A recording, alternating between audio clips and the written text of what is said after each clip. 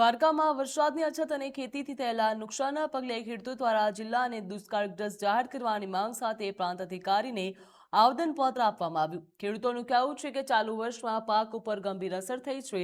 જેના કારણે ખેડૂતો આર્થિક મુશ્કેલીમાં મુકાયા છે। ખેડૂતો દ્વારા ચાલુ વર્ષના પાક ધિરાણ માફ કરવામાં આવે તેવી સરકાર સમક્ષ માંગ કરવામાં આવી છે। આ સાથે જ પશુઓ માટે પૂરતા પ્રમાણમાં ઘાસ ઉપલબ્ધ થાય તેના માટે ઘાસ ડેપો શરૂ કરવાની પણ રજૂઆત કરવામાં આવી। આ ઉપરાંત પશુઓ તેમજ લોકોને પીવાનું પૂરતું પાણી મળી રહે તેના માટે યોગ્ય વ્યવસ્થા કરવાની માંગ કરાઈ। ખેડૂતોનું કહેવું છે કે હાલની પરિસ્થિતિને ધ્યાનમાં રાખીને સરકાર તાત્કાલિક રાહતના પગલાં ભરે અને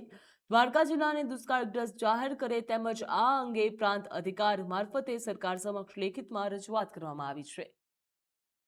અમે દ્વારકા પ્રાંત ઓફિસે એક આવેદન પત્ર ઓખા મંડળના ખેડૂતો અને પશુપાલકો વતી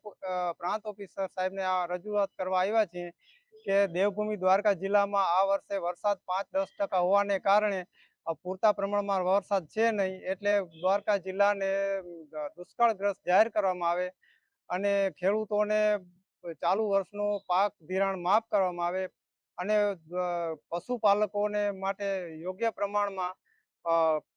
ઘાસ ડેપો શરૂ કરવામાં આવે અને પશુ અને પ્રજા માટે પાણીની વ્યવસ્થા કરવામાં આવે, કારણ કે નકર આ